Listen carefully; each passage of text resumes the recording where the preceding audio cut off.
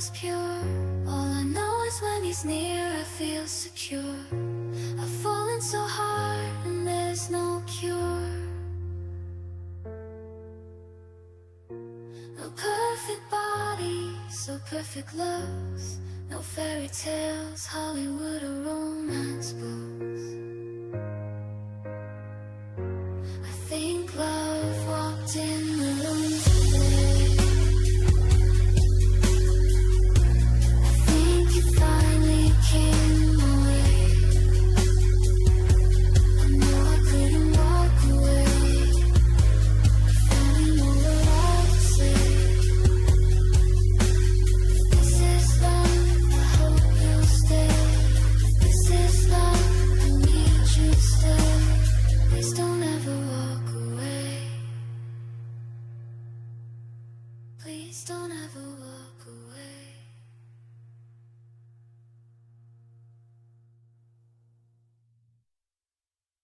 Build your friend, don't make it blend. Take the first step, show them why you're friend. You've got a vision great, you've got a mission first rate. It's time to communicate, it's time to relate. Build your friend, don't make it blend. Take the first step, show them why you're friend. Your friend isn't a logo or a color scheme, no, no. It's not a slogan, you know, a trademark or copyright, oh, oh, oh. Build your friend, don't make it blend.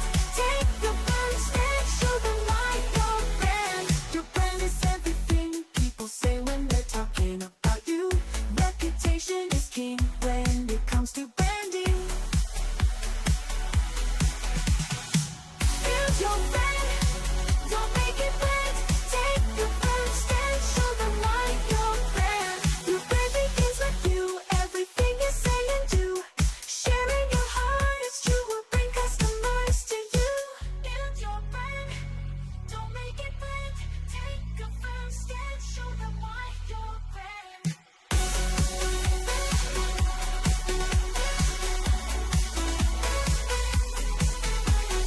How do we spell heart? Your humanity builds empathy, gives authenticity. Your relatable story shows you're trustworthy, that shows your heart. Build your friend, don't make it blend. Take the first step, show them why you're friend. Have the courage to be real, don't let your fears steal. Power of your view, honesty's the best deal. Build your friend, don't make it blend. Take the first step, show them why you're friend. When you show your heart, that's when loyalty starts. It will set your brand apart. No one can replace your heart. Fairy tale marketing, make your brand story sing. Sell your brand with your story, show your customers their glory. Appeal to the heart, that's where memories start. Let them know what you can do to make their happily ever after true. With fairy tale marketing, they'll never forget. Fairy tale marketing, it's a sure bet. Fairy tale marketing.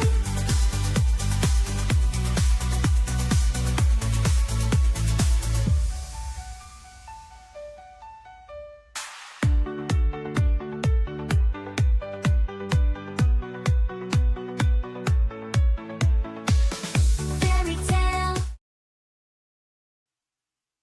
If love walked in the room today. Welcome to the channel, everybody. It is time to get started. Let's make sure that we've got everything we need popped up. In fact, we don't. Ha ha ha. There we go. Now you're seeing what I'm seeing, and we're cooking with Crisco, so to speak. And we're going to jump into our angel. Well, actually, you know what? I think I did the wrong one. Yeah, I did. Okay, so let me close out of that one, because it's actually a stage ahead. Let's go back. Nothing says great like being prepared. No, I guess that was the last version. Okay. Just making sure we got the right version pulled up. Because I save these as I go. Eventually I'm going to do an animated version. And that'll allow me to do that more easily. Ta-da! Boop. Okay, and we're ready to get to work. Hoorah! So how has everyone's week been? Good to see you all. Good to see you, Ubi. I know you're prepping for your stream, so you're not going to be talking much, but still good to see you. Get my keyboard out of the way. Focus on my tablet. At some point in time, I'll probably set up these touchpad buttons on the actual thing, but you know, in the meanwhile. All right. -10? Did you? Wow. -10 degrees up here in northern Vermont.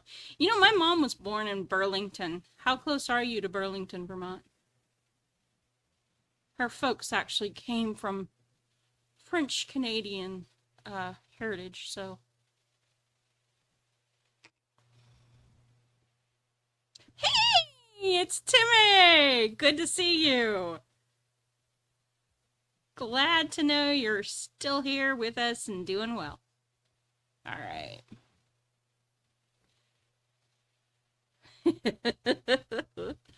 And why is it popping off like that? It's driving me crazy. I don't want it to pop off like that. I tell you what I'm going to do with it. Stop giving me attitude and drag it over there.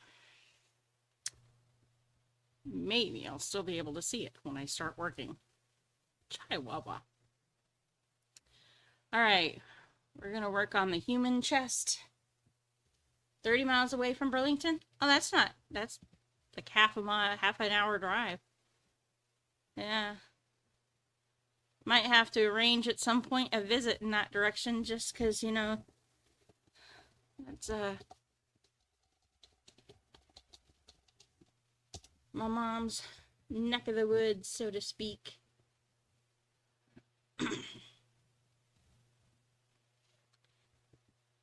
Her mom was born in Indiana and her dad was born in Vermont.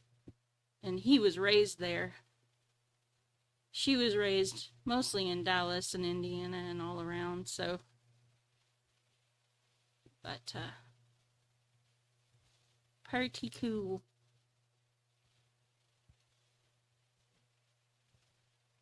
Your mother-in-law and sister-in-law live in Burlington. That's cool.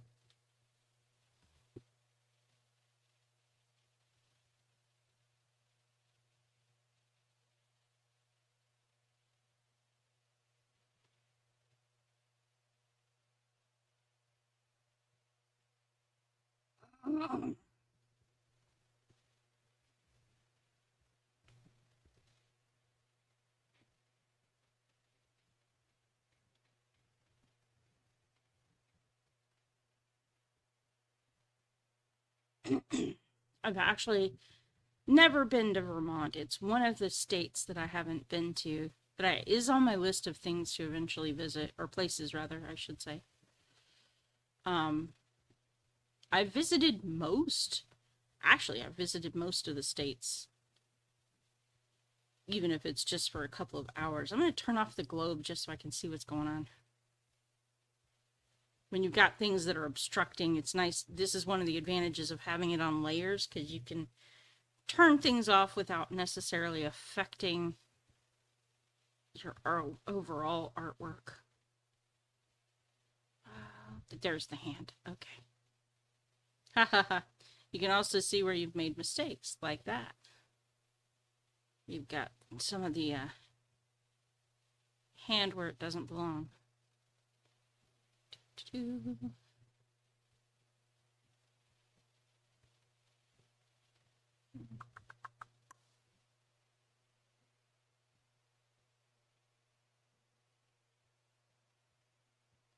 Should actually go ahead and bring that down to where the hand is and merge those two together.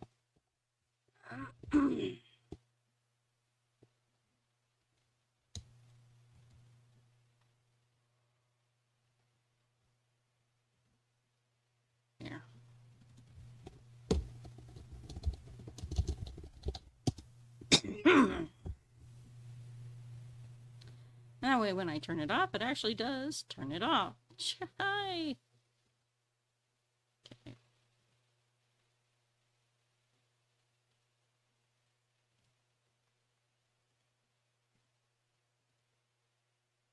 There. Now I can see what I'm working on. The joys of art. Getting the layers just right. Making sure you got the exact thing you want to work on visible. And not all the other junk.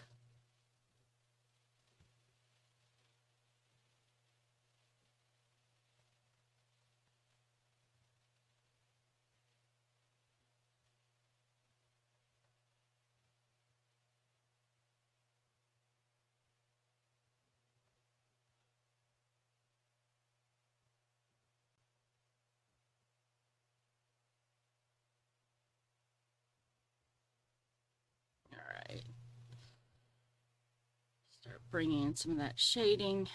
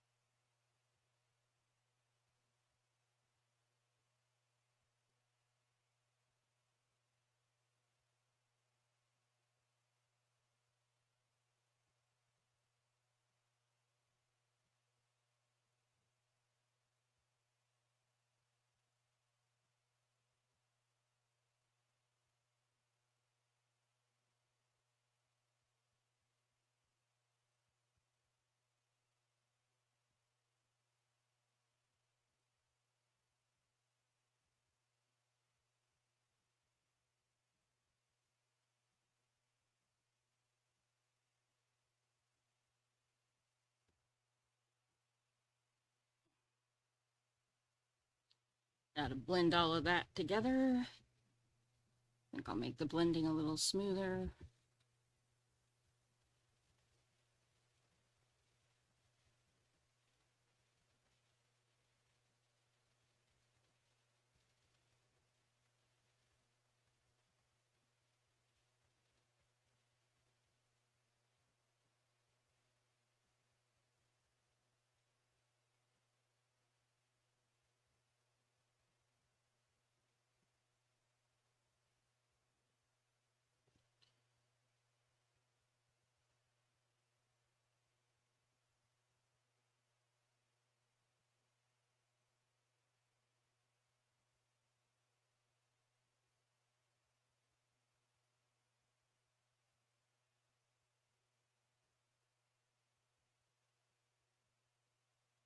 Keep forgetting.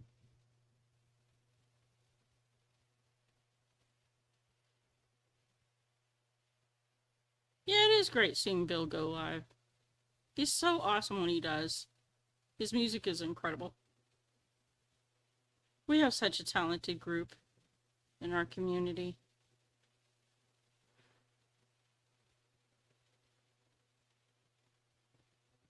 Truly a blessing.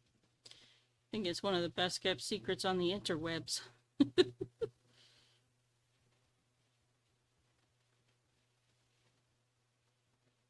But I'm fixing to tattle on y'all. Thinking about making sure that I go out and promote everybody.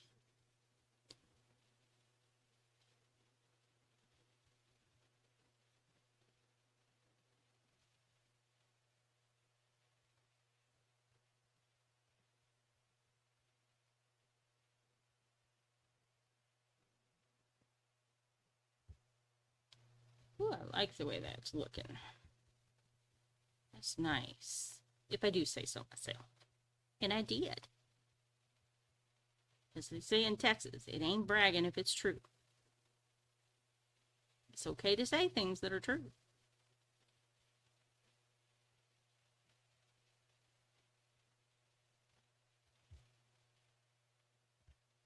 Alright.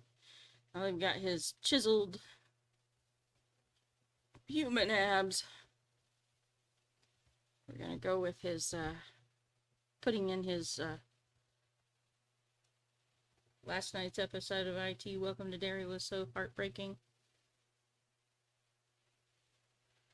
Yep.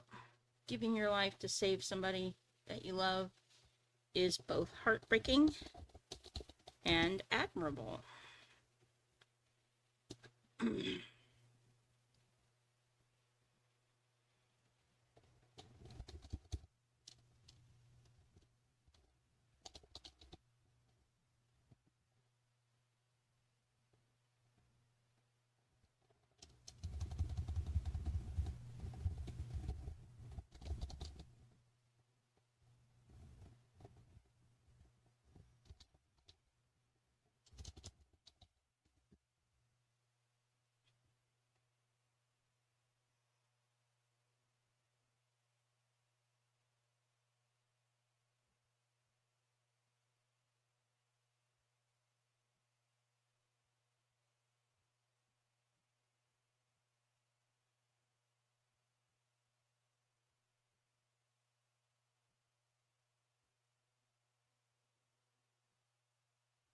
I think he does his morning practice live, just so, if other people want to hang, it's a little less lonely practicing with people in the chat.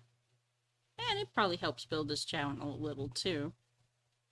So yes, he does frequently go live. It's whether or not you can catch it while he's live or not. That's the big thing.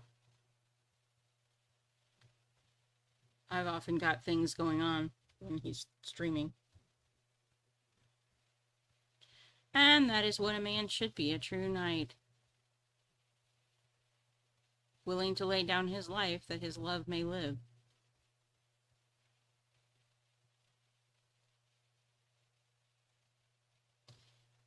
I think it's actually really good. Not that I'm a fan of it, but I think it's really good that somebody put in there a character that does that, because these days and ages, not everybody's had an example of what it means to really love somebody. To be willing to give your life to save theirs. When you don't have the context for knowing what that means even, it's hard to know when you've met real love.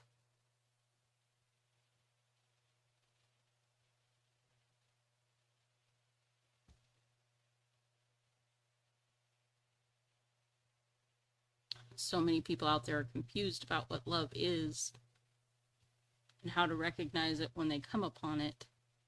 Which is kind of a sad state of affairs, to be honest, but that's what it is.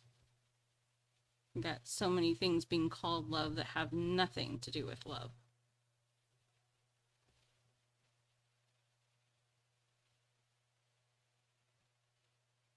Kind of like the way the Greeks have it set up so that their language is more specific, more defined when it comes to love. Oh, you know what? I'm doing that one on the wrong layer. Come back and correct that later. Yeah. There we go. Now it's time for smudge. Smudge it up, smudge it up.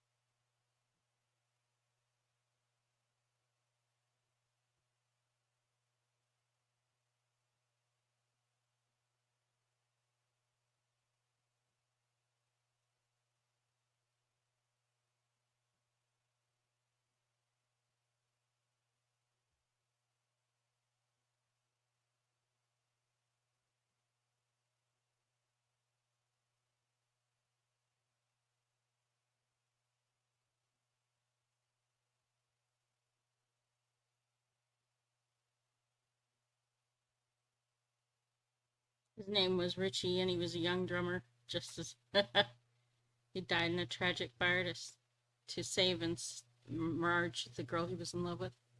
Yeah. Yep.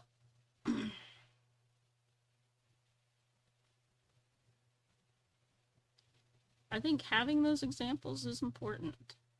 It's actually, in my opinion, one of the most important things that fiction does is give us examples of who we can be when we're at our best.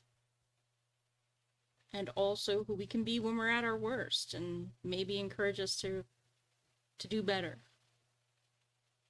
Show us what happens when we let our worst take over.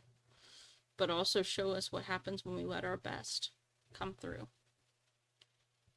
Give us both possibilities.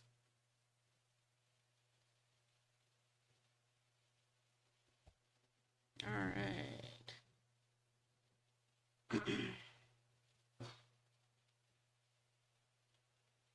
Put her in a Coke fridge to keep her safe from the fire and told her how I really felt about her. Nice. Very nice.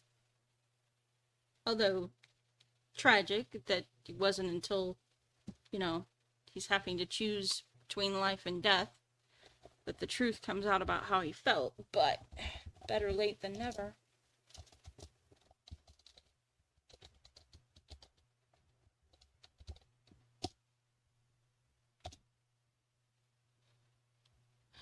I think sometimes that we do let those opportunities slip by us. Too afraid of rejection to say the thing we need to say until it's just about impossible for anybody to do anything about it.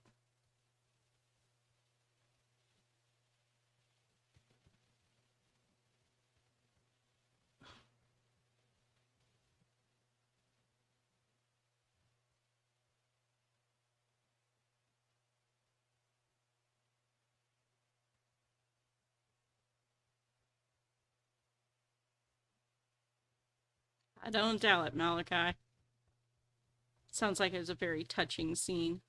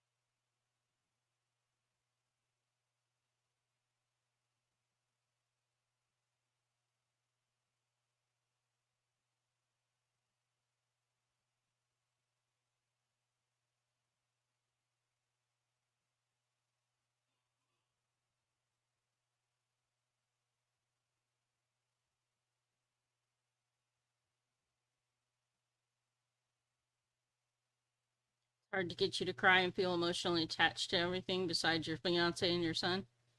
Yeah.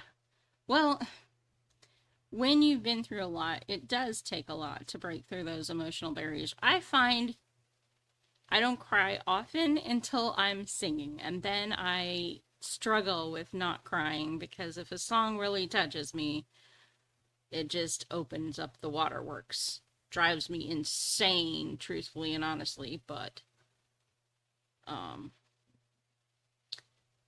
it is rare for me to actually cry. But music is one of the things that can do that to me every time. There are songs that I will just end up bawling over. And there are songs that leave me absolutely cold. That's the ones I tend to not care much for, but yep, you run to the store, Mallers. Yes, he was. He was on fire. For sure. I'm actually going to clip some of the stuff out of there so I can use that for shorts. I've got to get back to doing his shorts so he can get his channel watch hours up. He's so close, and YouTube is being such a beast about it. But that's YouTube.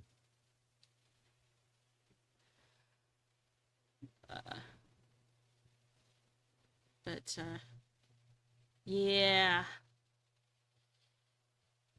I'm praying a lot over his channel. Man, I pray a lot over each of you guys that are in the guitar community. Every morning, you guys are part of my prayers. Every time I pick up a rosary, you guys are included in it. I know that a lot of y'all are going through stuff. I mean, Ubi and I are too, but we definitely don't have it the worst. There's things could be so much worse. We have challenges, but some of y'all will. You, Timmy, you have a life or death challenge going on right now. And so, yeah. You guys are always in our prayers. Love y'all so much.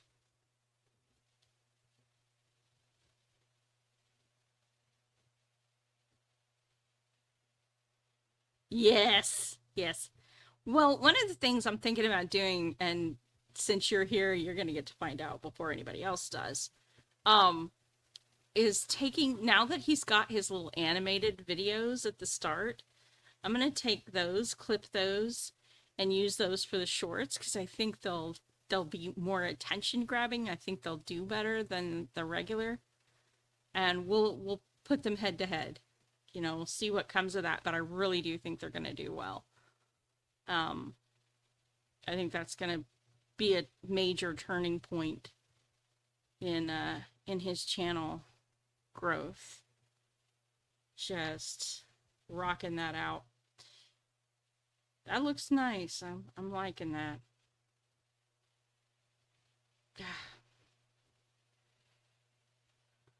All right. We're getting going, guys. We are getting going. Let's see what we got, how this all plays out.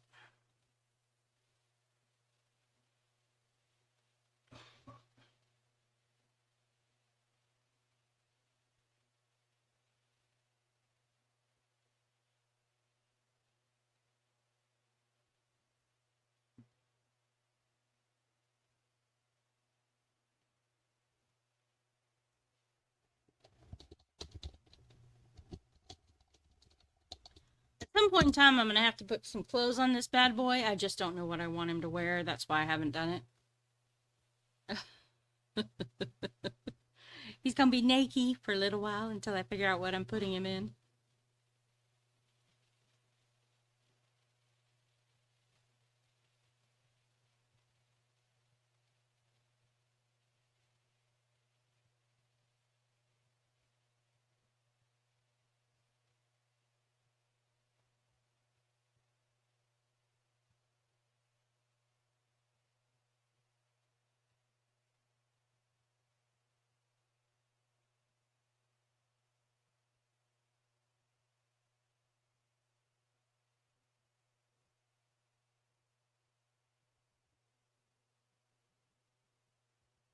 I think I'm going to have to change the nib on my pen here pretty quick. It's kind of not really gaining traction the way it needs to. But that's okay. I mean, it's been a while since I've changed a nib. I don't remember when the last time, so this one actually lasted longer than most of them have.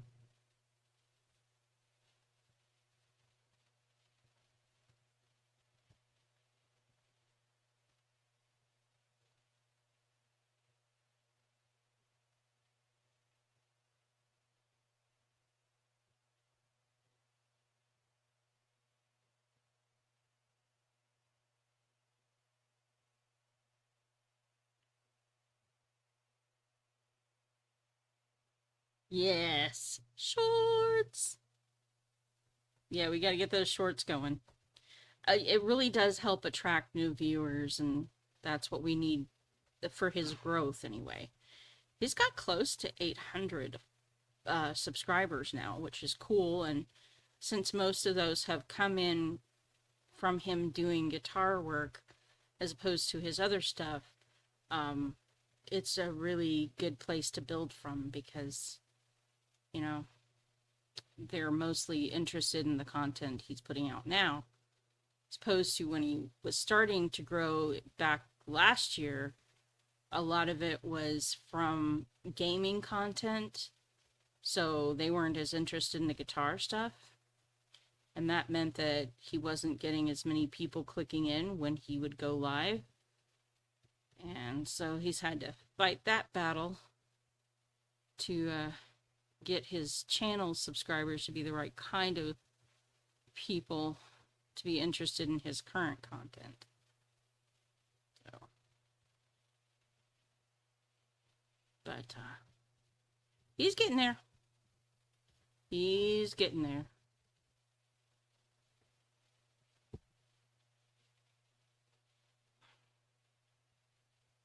Oh, you.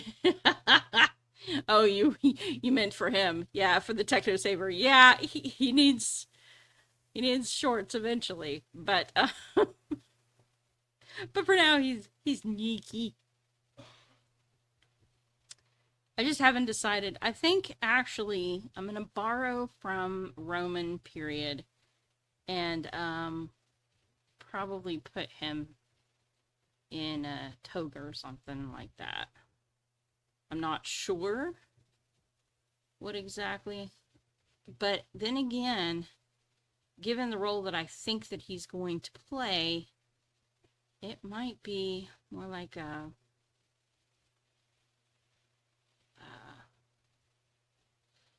I don't.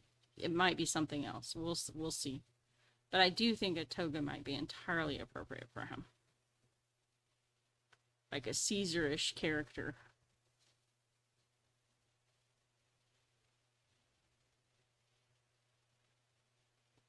And I don't mean seizure as in a medical condition. That would be funny. There's a glitch in the machine. Oh no.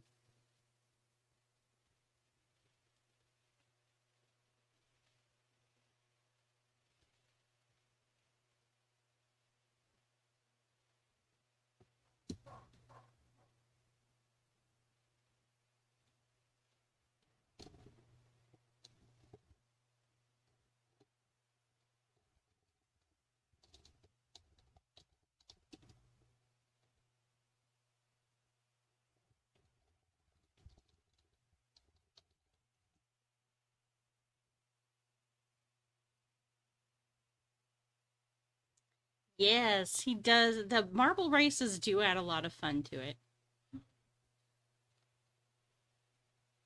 So it was he's got so much that he does for that stream to make it better for everybody.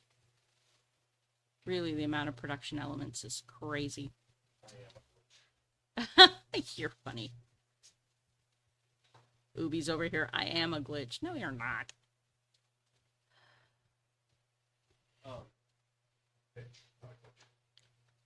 BrandyMMiller. When you went to mass today, you gonna kiss your mom with that mouth?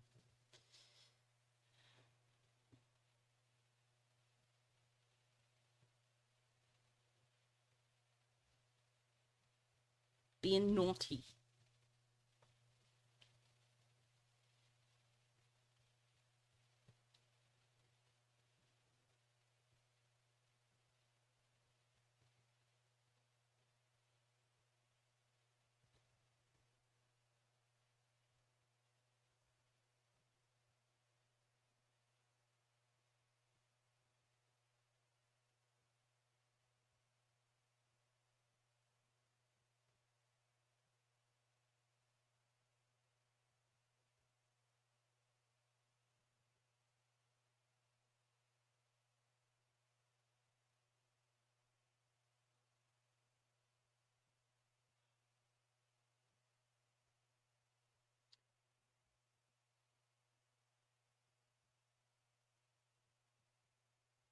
Yeah.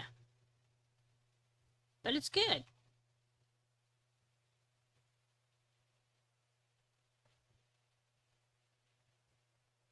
I will say this. He works so hard to make that stream what it is. He did. He left the room. He knows better.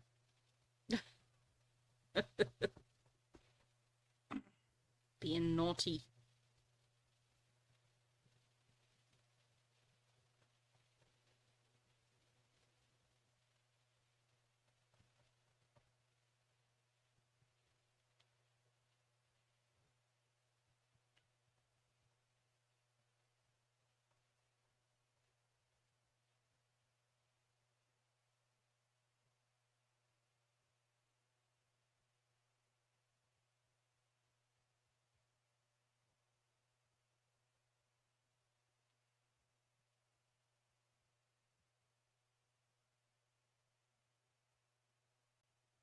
Alright. Getting closer to having his body all painted up and looking like, well, like it should. I don't want it to look exactly human. I want it to be what it is, the imitation of humanity without an actual human being inside.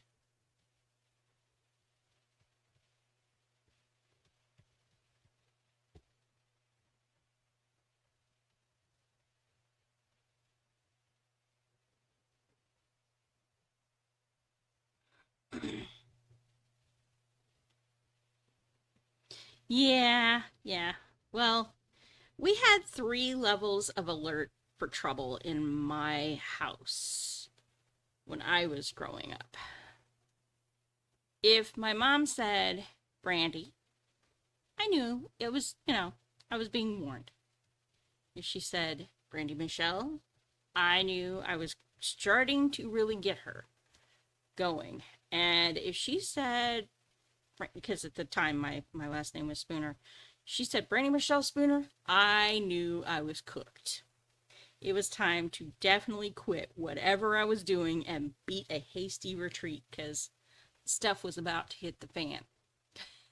Now, fortunately for me, I had a really good barometer for how far I could go with an adult before I got to that level of trouble. It was one of my emotional intelligence gifts was that I could detect how much tolerance an adult had for my shenanigans and usually managed to avoid getting into trouble because I knew how to stop long before they got to that point. Or at least to bow out before they got wind of it, right? So, unfortunately for my little brother, he did not have any such barometer at all.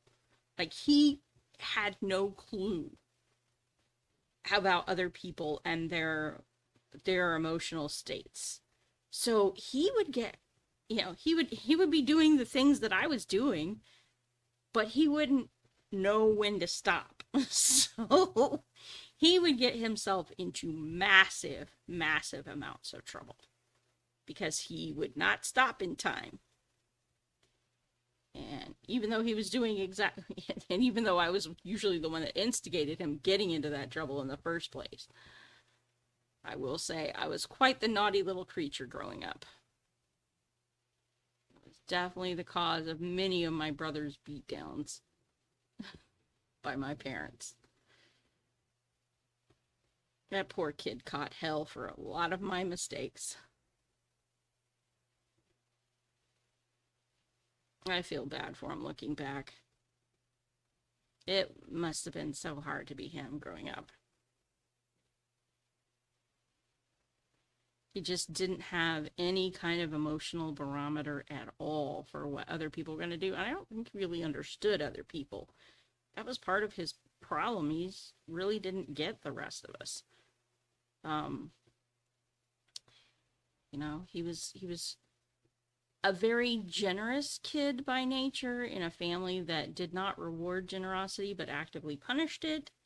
He was, I think he just struggled with understanding why people just didn't get things the way he did. And it probably drove him crazy being part of our lives. Well, for sure. He was definitely way better at giving than I ever was. Now, I have become better over the years just because my beliefs have shifted and my focus in life has shifted with it. But, ugh, I was awful back in the day. There we go. Now he's coming to life. There we go. Happy with that. Time to put in the knees.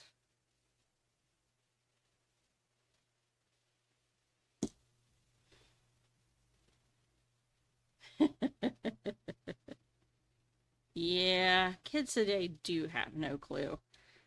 And on a lot of levels, they just don't. And it's not their fault.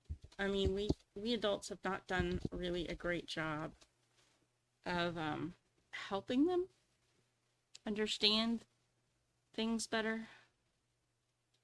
We just haven't. I think a lot of their struggles are really that we didn't given them really good navigation systems for life.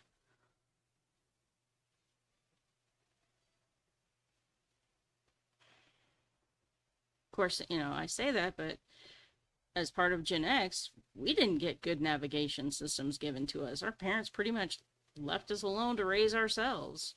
If your kids, figure it out. While they went off to do whatever they were doing when they weren't home.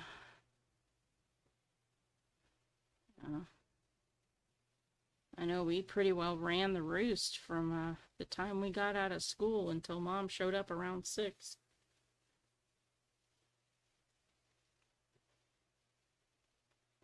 And I'm not saying that that was good. I'm just saying that's how it was. I think our parents just assumed we'd do fine without them.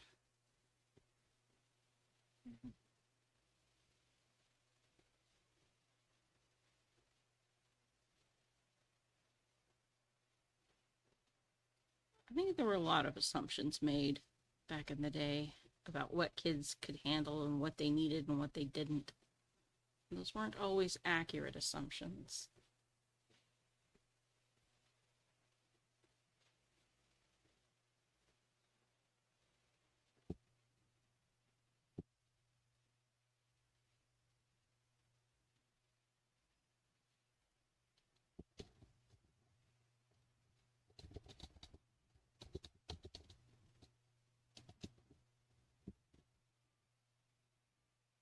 Make sure I properly label things and get them in the right order.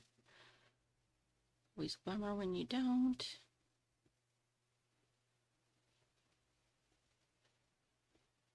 And then you go clicking through everything, trying to figure out what you're doing. Yeah. How about, there's no upper knee, it's just knee. Just give it a knee. There we go. All right.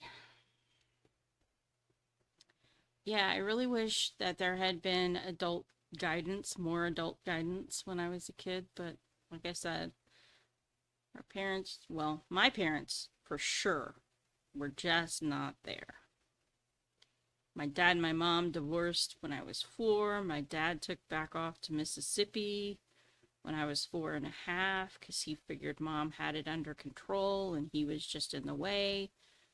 My stepdad was, well, he wasn't really a good dad at that point in my life. He was also not, when he was home, he was really abusive, and when he wasn't home, which was often, it was pretty much us fending for ourselves. So, not a great environment for growing up in. But, yeah, my parents, like a lot of parents, were doing the best they could without a playbook. I know my mom personally, her mother was quite the trendsetter. She was divorcee at a time when you just didn't do that kind of thing. And it's definitely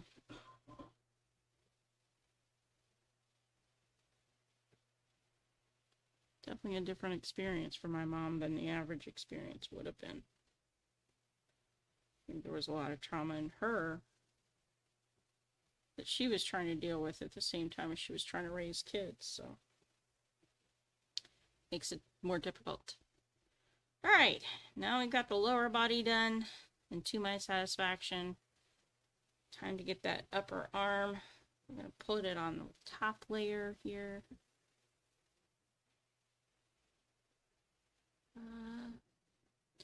You know what? I want it underneath the mech abdomen.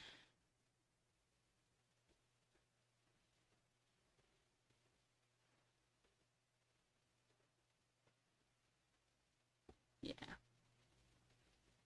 Boop.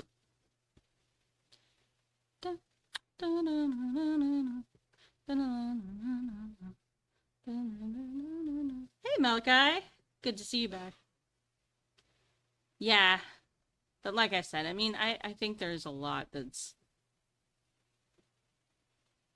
there was a lot that was messed up about my childhood, but I don't blame the people involved in my childhood. They were doing the best they could with what they had to work with, and that wasn't a lot either. Like, there were not great examples for them of what they should have been. So they were doing the best with what they had, and what they had wasn't great. And when you don't have good examples to pull from, you're left kind of trying to reinvent that relationship wheel. It makes a mess of life.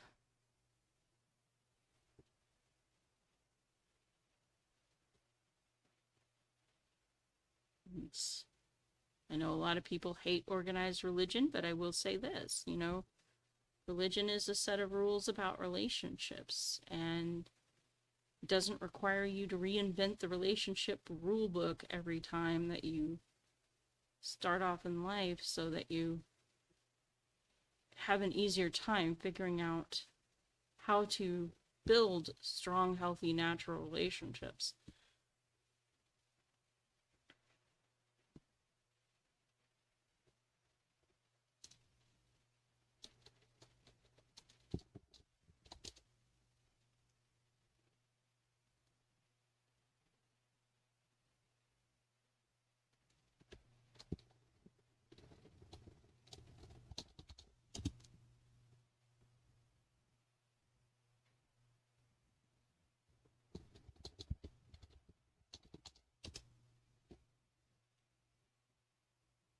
At least it gives you some guidelines for what to do and what not to do.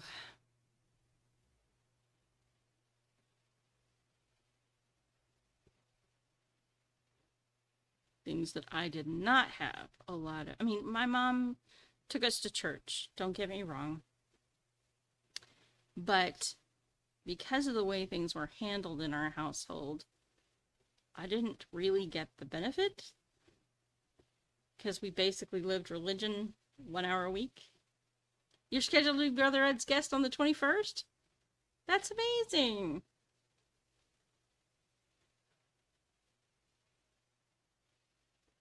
Yeah, that's true. You know, you can have a perfectly good upbringing. Well, if I have said this before and I'll say it again. If perfect parenting were the recipe for perfect children, I promise you, Adam and Eve would not have fallen. I mean, God was the perfect parent, right? But even that's not enough. At the end of the day, your kids are going to step out into the world and decide for themselves what they're going to do and what they're not going to do, what they're going to follow, what they're not going to follow. And you're going to watch them get their heart broken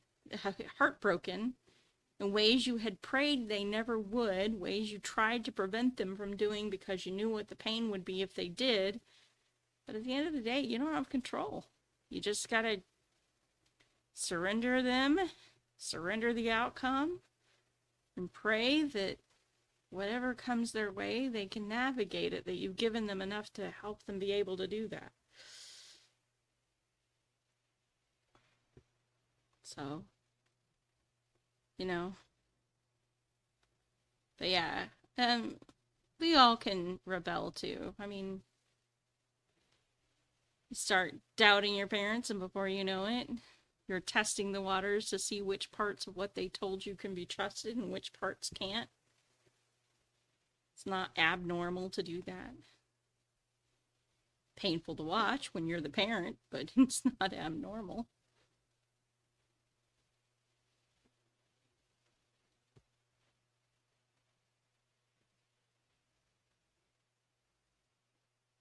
Yeah, yeah. Imagine, you know, a certain point in life, you kind of miss what you had at some points. I just, the only thing that I wish was that there had been somebody to explain to me the why behind what we were doing sooner in my life. Because once I understood the why behind what the church did and taught, it wasn't so it all made sense. But until then, it was just like, you're just throwing a bunch of random rules at me and you want me to follow these? Why? Why am I going to follow your rules? It doesn't make any sense to me. And that's exactly the problem I think a lot of kids have, is they get tossed a bunch of rules without the logic behind the rules. We're asking them to do a lot of things and not explaining the why. That's asking a lot of trust of them. And maybe it's warranted, you know, maybe you're the kind of person that has never abused that trust, has never. I think I'm going to make the staff here match his crown. So I think I'm going to turn the crown back on for a moment.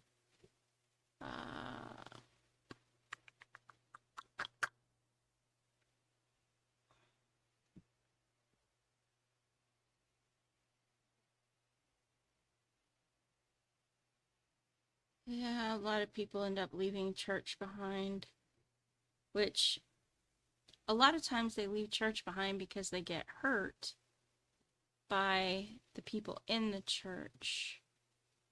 But what I've realized is that's kind of a mistake. And it definitely shows you that you're not there for the right reasons. It's the only person that should matter when you're in church, as far as I'm concerned, is our Lord and Savior. Nobody else brought you there. Nobody else saved your life.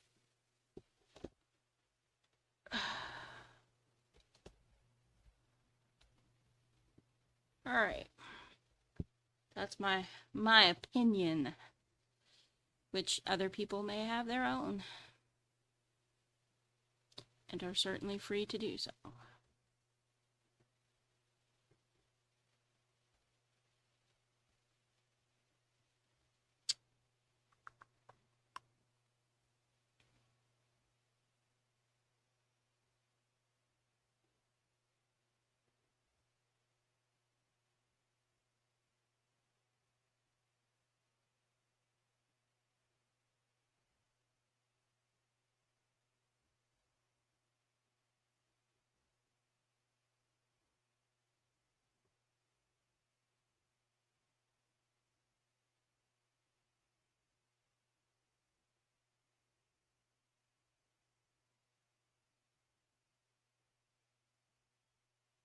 Eventually, I'm going to model the circuitry on this, but for right now, I'm just getting the colors in.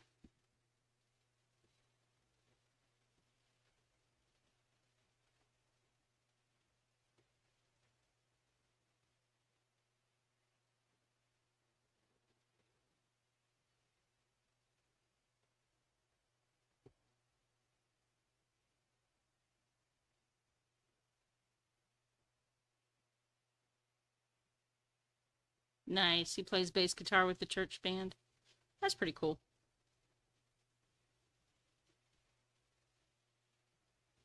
The church is in Kentucky. Yeah, that's a bit of a commute, I will grant you. That would be a tough commute to make.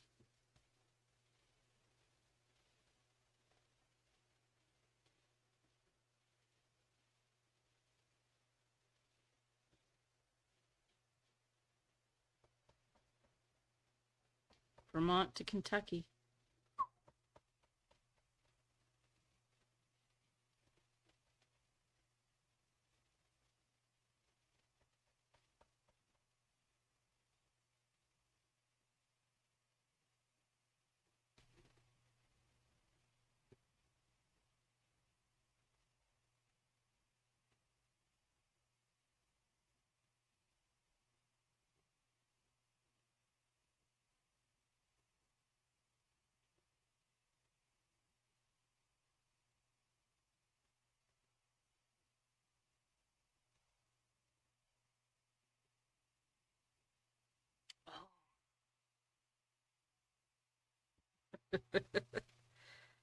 Yeah.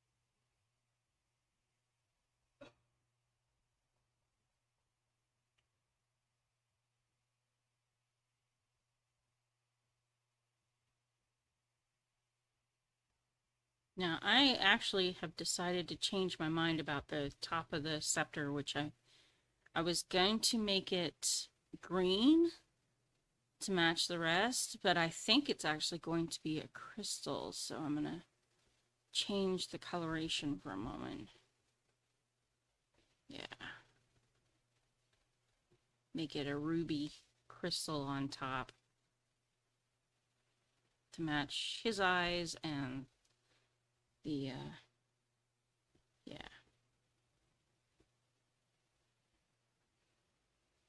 Yeah. Knowledgeable pastors actually really help when you're trying to navigate scripture and faith and make sense of it all. I think that is part of the problem, is that a lot of people don't know and don't understand what's going on. It's hard to get engaged when you don't understand. It's hard to follow when you don't know where people are going with it.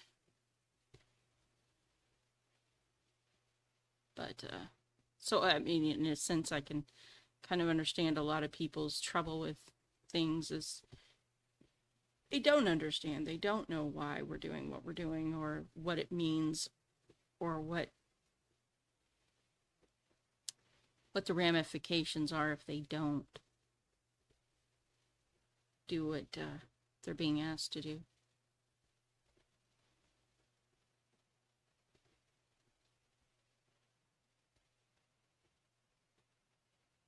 Good catechesis is a very important thing. It's the hallmark of good leadership is making clear to people how doing what the leader is asking you to do is going to ultimately help them do what they want to do in life. That is the hallmark of the best kind of leadership. It's not about controlling people or making them do what you want them to do. That's actually poor leadership in action. The best leadership is knowing the people around you well enough to know what their hopes and their dreams and their fears are, and then showing them how doing the things that you're asking them to do and participating with is going to really help them achieve what they want in life. Because then you won't have to fight them on everything. You'll have their, as long as you are consistent and you're clear, and when you make mistakes, you own those, you set the example and the tone for it, then you don't have to fight people. They'll happily follow you because they know that wherever you're going, it's going to be for their benefit.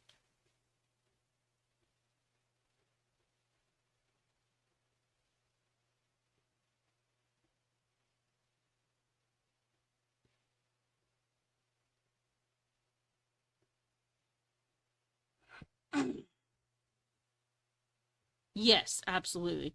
It's always better to understand why you're being asked to do what you're being asked to do. I mean, Even scripture will tell you, don't just trust every spirit, test them. See where they come from, right? Understand why you're being asked to do what you're being asked to do. Don't just do what you're told without questioning. That's where a lot of people get the wrong ideas, that people of faith are encouraged, or at least in the Christian faith, to question, to ask, to seek answers. I mean, Jesus isn't called the truth for nothing, and if it's really the truth, you don't have any fear of people asking questions. There are always going to be answers. It's just a matter of whether you can find them or not.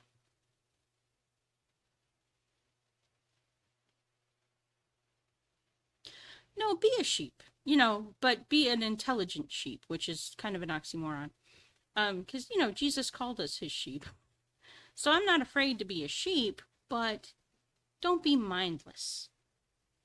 Engage your brain. If it doesn't make sense, ask questions and seek the truth. Don't just give your heart to everything that comes along and says it's true.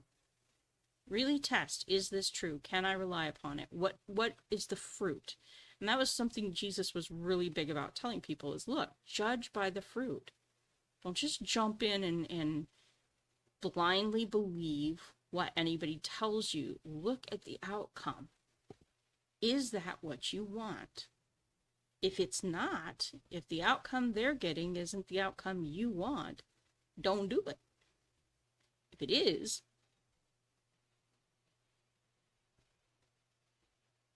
then go ahead.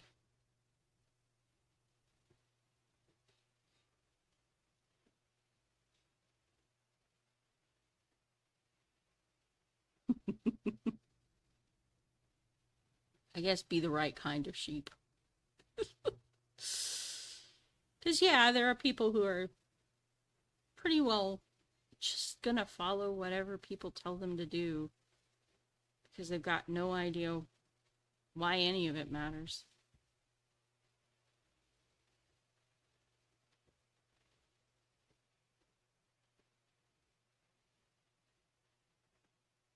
I think the hardest part is to be a person of meaning and direction in a world that isn't.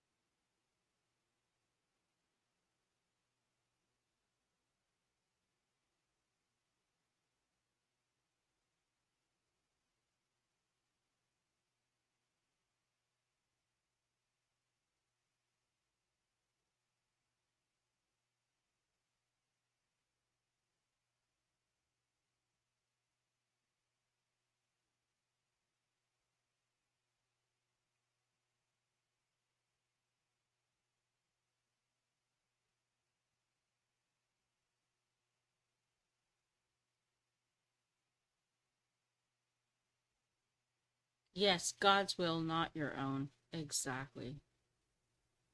That's the hard part. Getting to the place where you learn God and trust God enough to surrender. It's taken me years of work to get to that place. And I'm not perfect in it today. I'll be honest. There are times when I find myself yanking the reins back and it's like, no, I don't want to go that way. I know you want me to go that way, but I don't want to go that way. It scares me, so. And then God's like, yeah, I get you. But girl, haven't we had this discussion already? I'm such a stubborn head, though. Very stubborn girl. Very sassy, too. Lord Almighty. The patience he has with me. Definitely grateful for it, but sometimes it shocks me how much sass I managed to give that to God without him striking me dead. Lord Almighty. Thank you for being so patient with me. I don't really deserve it, but thank you anyway.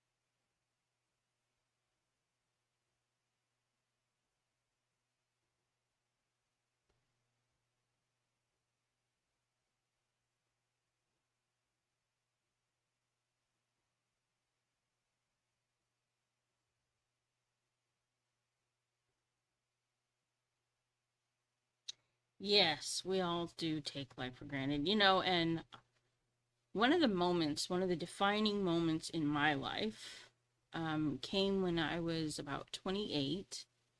And, well, actually, I was 26, going on 27 at the time.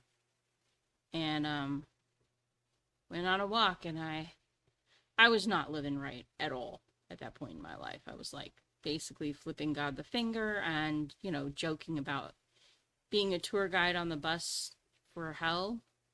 Yeah, that was funny to me until, the day that I heard a voice tell me 5 years, make them count. And I knew exactly what I'd just been given was a death sentence. And my son was 7 years old. Going on, yeah, he was just 7 years old, just barely 7. And I was like, oh my gosh, my son's gonna have to face life without me. And suddenly this put into perspective my entire life in that one instance. And I had a list since the age of 13. I'd been making a list of a bucket list of all the things I wanted to do before I died. And on that day, nothing on that list mattered to me. Not one bloomin' thing. In fact, I went home and I tore that list up, sat down and wrote out a new list, and it had just 5 things on it. Because I realized these were the only 5 things that actually mattered to me. And the first thing on that list was I knew I wanted to get my relationship right with God, because I was going to hell if I didn't, and that wasn't funny to me anymore. That facing down the reality of it wasn't funny. I didn't want it. I didn't want that to be my fate.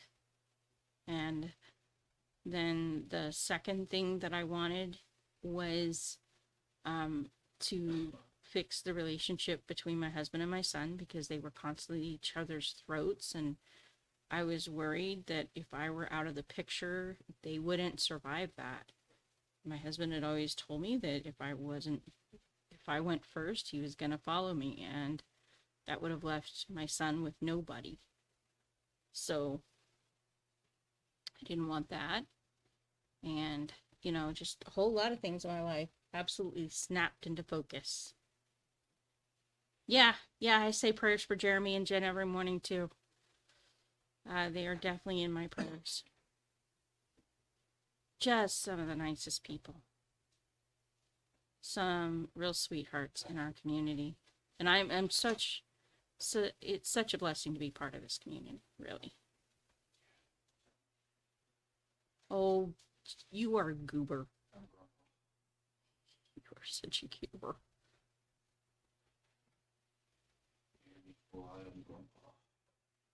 Fear you? No, you can't even steal nuggets from a child. You've got nothing on. You can, I have no reason to be terrified of you.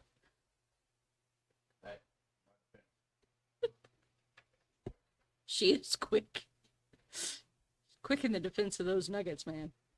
You're not going to get her nuggets.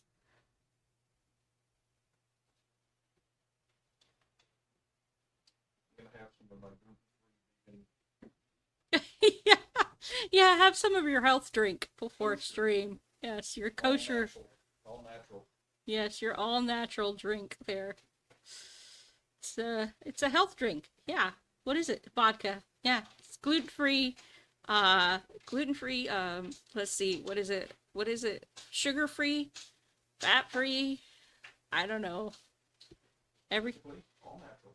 All natural, vegan, gluten-free, kosher. Yeah, that's, vodka, it's clearly a health food.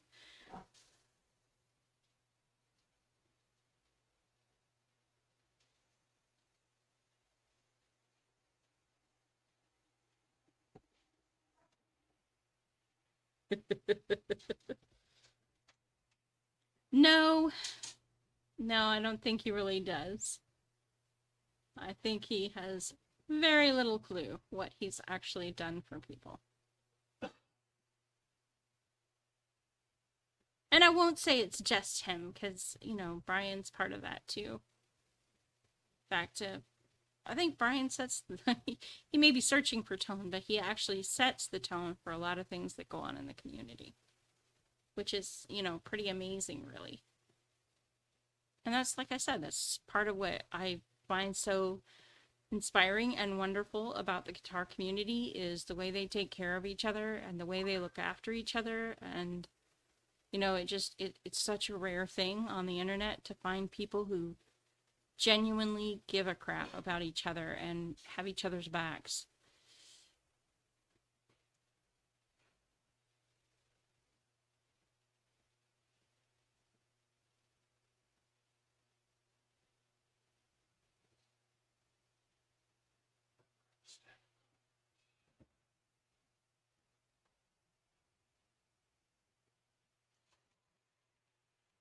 Best part of Brandy not having a cam on is I can wander around naked crossing free to nobody. Oh, God, thank you for that visual. I'm sure everybody wanted that. Oh, Lord, have mercy on him. He's such a joker. Yeah, that's actually one of the reasons I was attracted to him in the first place. And the day that I met him, he was busy telling jokes, and they were quite funny, if entirely inappropriate. But so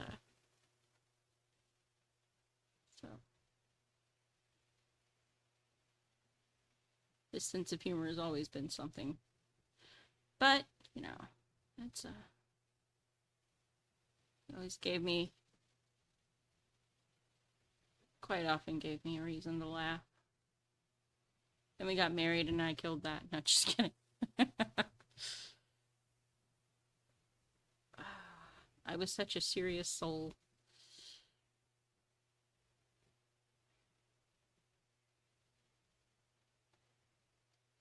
Got about 4 minutes.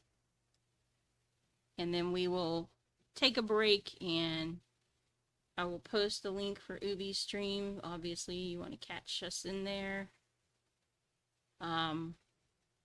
This Saturday is a special stream. The writing and chatting will be indeed quite special this week, so do be sure to show up. Love you guys. Always enjoy having you in there.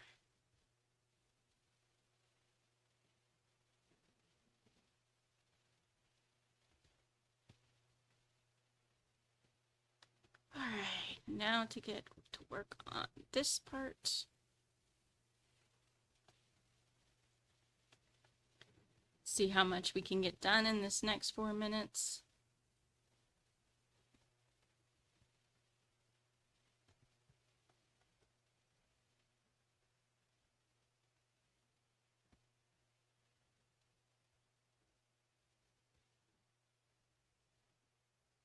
It's not much time. Oh, it takes two, believe me. Yes, it does. Our relationship is quite something. I will tell people.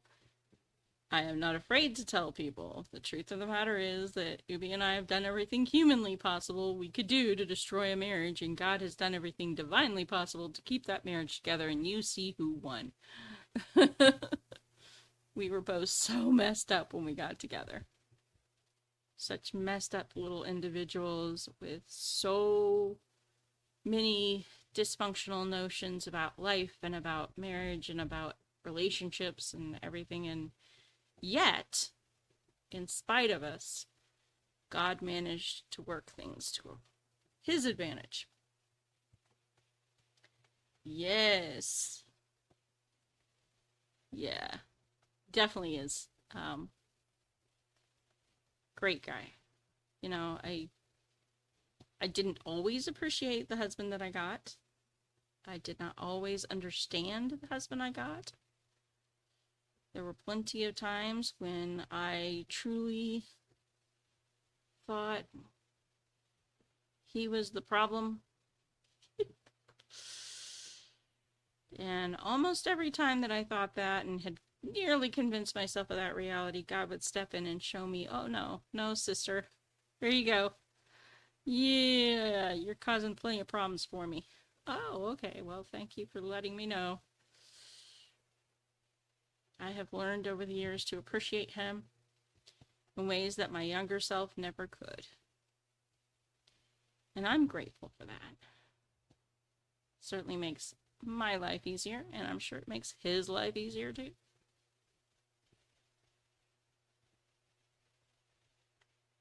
Okay, we got one more minute, and I'm gonna punch you out and over to Ubi's stream.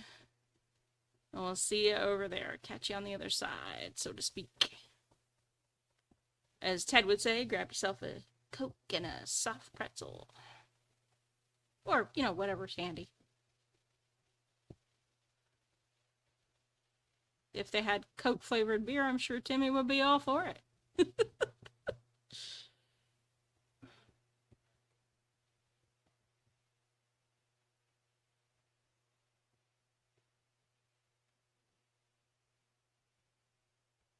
Ooh, that's looking sharp. Okay. All right. I think we've actually done quite a bit and made quite a lot of progress. I do thank you for joining me. Be watching for the stream notification for writing and chatting. Like I said, this Saturday is a very special stream. For one thing, it is my wedding anniversary. And secondary to that, another special occasion, which we will talk about more during that live stream. So hope you get to join me. Woo!